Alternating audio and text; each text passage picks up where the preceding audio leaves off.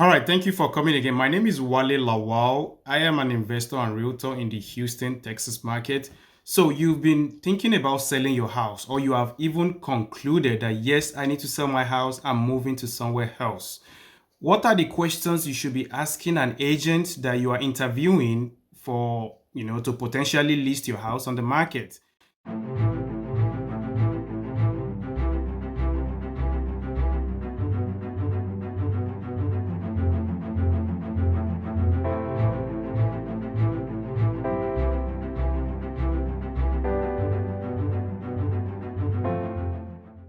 So that is what I've seen a lot. People don't actually ask the right question. They end up getting, to work with a wrong agent, which they are not compatible with. And this is a very huge reason why you see property that expire online. You see expired listing is because they did not select their agent correctly. Eventually, the property go to expire. They couldn't sell it on the market, or eventually sold for very, very low price. So in this quick video, I want to walk you through 17 questions you should be asking a potential listing agent. A listing agent is an agent that will be helping you as the owner to list your property online for them to sell it for you. So before I even get to number one, the goal of this is for you to understand that it's a partnership.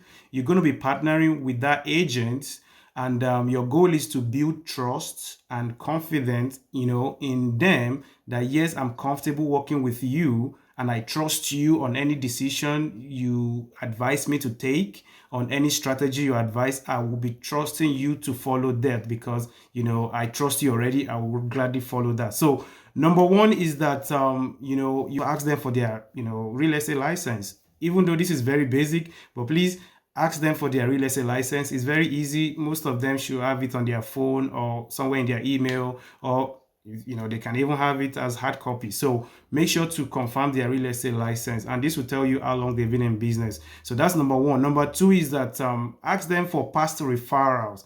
Like, can you give me some past clients you have worked with? That could be a question you should be asking them. Like, hey, if they couldn't give you up to 5 to 10 clients they've worked with in the past, they're probably not the best for you, because it shows that they are not busy, or they are just they are not comfortable that those past clients will give them a positive review. So you want to make sure that you ask for referral, and once you ask for referral, get the phone number or email address, call the past client. Hey, how does this agent work with you? What can you say about him or her? What is your overall experience with her, and all those other things you can ask the past clients. So that is number two. Number three is that you want to ask them, how much do you know about my neighborhood? Every neighborhood is different. So if somebody's selling a house in Katy, it could be different, from selling a house in Spring, Texas. So you want to make sure that they're a little bit familiar with your neighborhood. If they haven't really worked so much in your neighborhood, it doesn't mean it's a bad thing, provided they have other experience to make up for that. So that's number three. Ask them how much they know about your neighborhood. If they have recently sold property in your neighborhood, that is even a very, very huge advantage. So number four is that how long have you been actively selling real estate?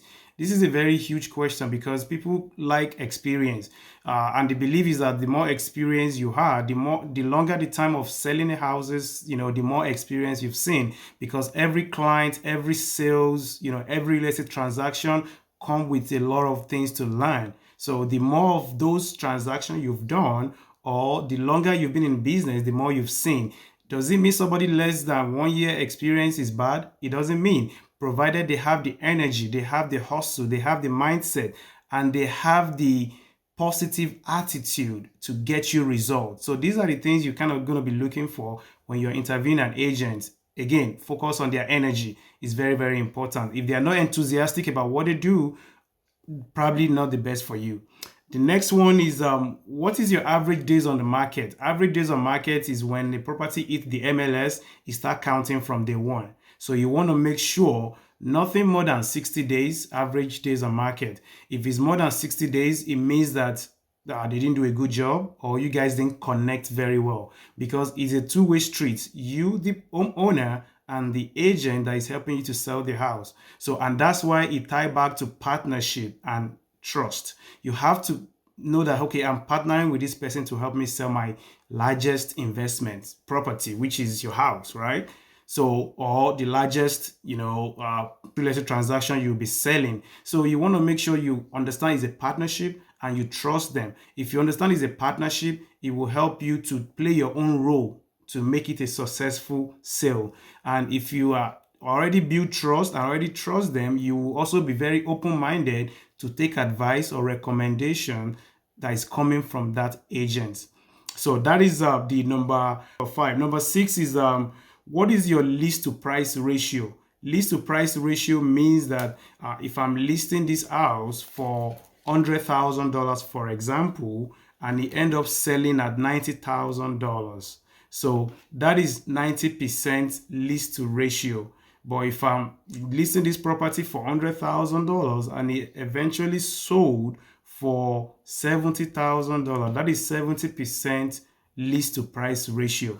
The best practice is anything between 90 to 95 is very good. That means the house was priced correctly, everything was done right, and is sold within that 90 to 95, or even maybe 100%, or plus or minus 10% to keep it simple. So it can also sell above the asking price. So you're asking for $400,000, but your house sold for $420,000, 420,000 or $380,000. Those are still very good margin. But anything more than plus or minus 30% is a red flag. It means the agent didn't price the house correctly, or you didn't agree, for the agent to do their job. So you have to understand this, that is a two-way street. So that's number 6. Number 7 is have you sold these houses in this price range? You want to know if your house is $200,000, right? So you want to make sure the agent you are hiring have sold houses within that price range. If your house is $1 million, you want to make sure the agent you are hiring has sold the house within $1 million. So if you're hiring an agent that has been focusing on selling houses of $1 million to sell a house of $200,000, something might not really go right, because they'll be bringing the experience of the higher dollar property to a lower dollar property. You want to be very careful. And if you're using an agent that has been selling $200,000, $250,000 house, or $150,000 house, or even distressed properties to help you sell your luxury home, it also may not go well because they are not very familiar with the price range. So make sure you understand their price range and you are comfortable that they will be able to do a good job. The next one, which is number 8, is that are you part-time or you full-time? So you want to know, is the agent working full-time or part-time? Anybody putting less than 40 hours a week into real estate is regarded as part-time. But if they are pouring more than 40 hours into real estate, every week, then they are doing it full-time. And you can easily tell by the volume of transaction they've done, by the number of their recent transaction.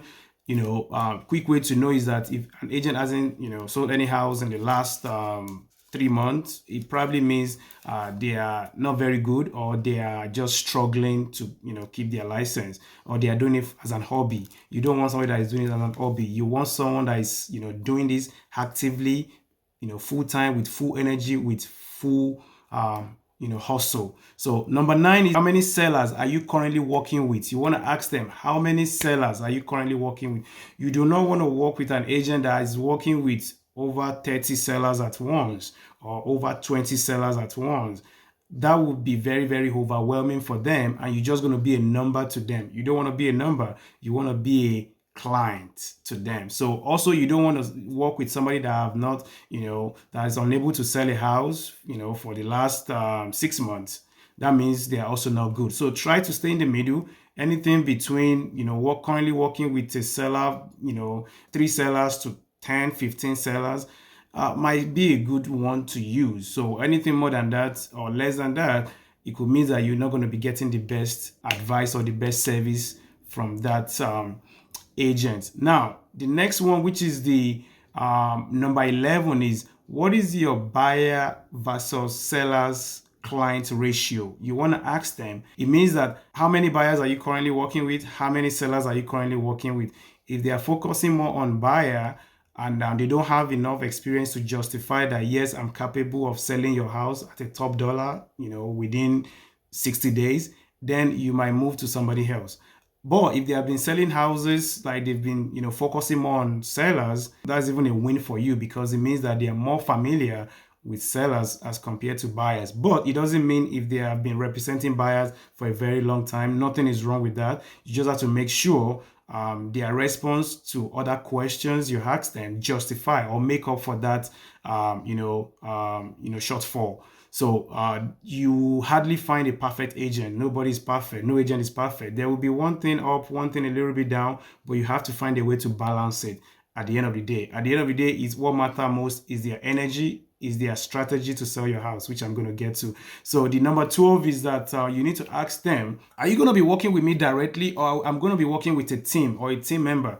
You need to know because some agents are very huge, they are very big, they have a large team, and they are very successful. Nothing is wrong with that. But what does that mean to you? If they are very successful, they are very busy with clients, which ties down to my, number 10, which is how many sellers are you currently working with? It means that they will not be giving you the best because they are busy. So they will be assigning you a team member or team members that will be filling in the gap for them. So, and it means that you can also call them and they might not pick up your call on time. They might not, return your call for 6 hours.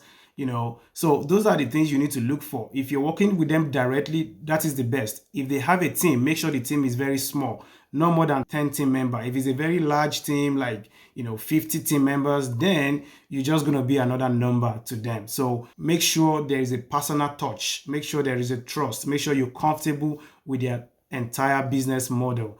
So that's number 12. So number 13 is that, do you have a solid network of real estate professionals? You want to know if they have appraisal companies, they have an inspector, they have a homeowner insurance agent, they have warranty company, they have lenders, they have contractors, they have real estate attorney, home stagers. These are the professionals that will help or make your home selling very easy and smooth. If they don't have all these professionals in their network, they're probably not the best for you because a good agent will have all these professionals right on their phone that they can easily send to you the moment you ask them without even making any phone call. They already have them on their phone or in their email. So make sure they have all this network of professionals because it tells you that they are very savvy and they are very, very active in the business. So the number 14 will be, what are your home selling strategies? This is the most important thing, to be honest with you. If they don't have a strategy, you don't want to work with them because house selling comes with some, ups and downs, and there has to be some game plan. There have to be strategy on how I'm going to sell your house. So the strategies could be, hey, I'm going to be using a drone to take a picture. I'm going to be having a twilight and daylight picture. I'm going to be using a professional home stager. I'm going to be bringing you a cleaning that will clean the house. Could also go back to like them advising you on what you should, what few changes you should make in the house. Hey, we have to remove all the family pictures. We have to remove that frame. You might need to repaint the interior. We might need to do pressure washing on the exterior. We might need to do some termite inspection, among other things that a good agent will advise you to do before even listing your house on the market, because it is very bad for them if they couldn't sell your house. It kills their career. So they also want to make sure they are listing a property that they know it will sell. That is what everybody wants. It will sell, and it will sell quickly at the top dollar. That is what we want. Anything shortfall of that, you're probably not working with the right agent. So understand their strategy, be comfortable with their strategy. You can pick or choose the strategy you want, as a homeowner, because at the end of the day, it's your house. You determine what you want them to do and what you don't want them to do. So now it takes me to number 15, which is, how does your commission work, or how much commission are you going to be charging me? So this is a very huge one. You need to understand what is the commission. It's a standard 6% commission of the sales price. So for example, again, if your house is selling for $200,000, so you're going to be giving the agent, that's about I think about $12,000. So if they are getting $12,000, that means that your agent, which is representing you, the seller, is getting 3%, and the one representing the buyer is getting 3% because any agent that bring the buyer is the buyer's agent.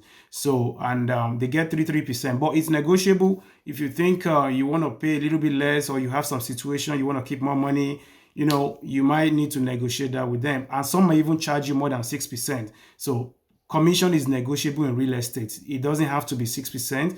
It can be any percent. It can even be 2%, 3%, 1%. It can be 10%, depending on what you and the agent agreed to. And that's why you will be signing a listing agreement that has all this detail in it.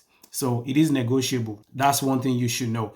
And the number 16 is that what is your communication style? You want to understand their communication style. There's a lot of communication that will happen within that 60 days of them selling your house.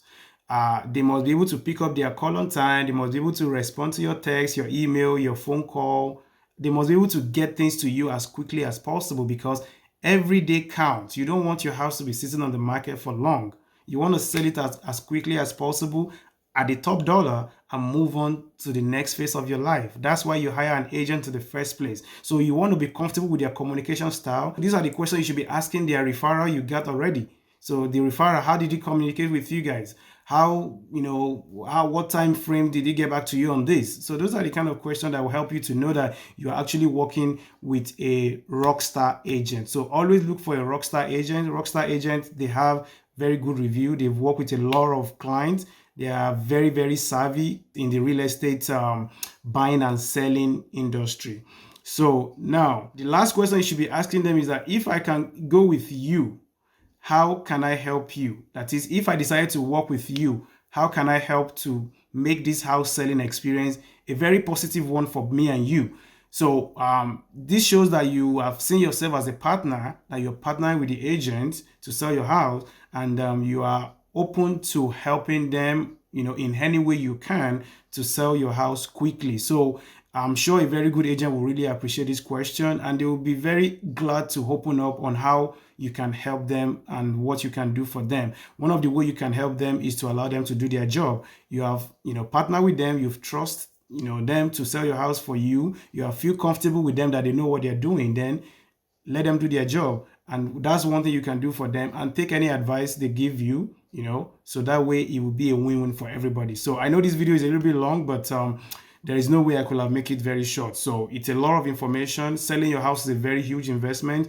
You should take it very, very seriously, and make sure you pick the right agent to sell your house. I'm a rockstar agent. I can sell your house quickly within 40 days. I've done it in the past, and I've still doing it. So if you have a need to sell your house very quickly at the top dollar in this current market, you need to get hold of me as quickly as possible. You can call me at 832-776-9582, 832-776-9582, or just schedule a time on my calendar, and I will be glad to walk you through the strategy of selling your house quickly, and what I will do for you for free to get your house sold within 40 days at the top dollar. If you find value in this video, please make sure to like it, share it with anyone you think it will benefit, and make sure to please subscribe to my YouTube channel, I will see you on the next one. Thank you. Bye-bye.